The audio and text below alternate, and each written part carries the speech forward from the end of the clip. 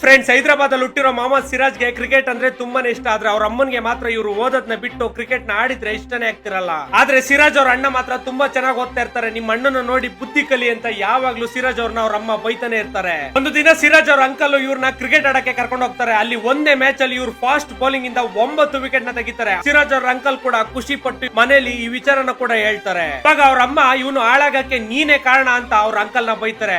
ಅದನ್ನ ಕೇಳಿದ ಸಿರಾಜ್ ಅವ್ರ ಅಪ್ಪ ಅವ್ರ ಅಮ್ಮನ ಹತ್ರ ಹೋಗಿ ನೀನ್ ನೋಡ್ತಾನೆ ಇರು, ಒಂದು ದಿನ ಅವನು ಇಂಡಿಯಾಗೆ ಆಡ್ತಾನೆ ಅಂತ ಹೇಳ್ತಾರೆ. ಅವತ್ತಿಂದ ಸಿರಾಜ್ ಅವ್ರ ಅಪ್ಪ ಅವ್ರನ್ನ ಕ್ರಿಕೆಟ್ ಕೋಚಿಂಗ್ ಕೂಡ ಕಲಿಸ್ತಾರೆ. ಕಷ್ಟಪಟ್ಟು ದಿನ ಪೂರ್ತಿ ಆಟೋನ ಓಡಿಸಿ ಅದರಿಂದ ಬಂದಿದಂತ ದುಡ್ಡನ್ನ ಸಿರಾಜ್ ಅವ್ರಿಗೆ ಅಂತ ಖರ್ಚು ಮಾಡ್ತಾ ಇರ್ತಾರೆ. ಸಿರಾಜ್ ಅವ್ರು ಕೂಡ ಅವ್ರ ತಂದೆ ಕಷ್ಟನ ನೋಡಿ ಕ್ರಿಕೆಟ್ ನ ತುಂಬಾ ಚೆನ್ನಾಗಿ ಆಡಕ್ಕೆ ಶುರು ಮಾಡ್ತಾರೆ.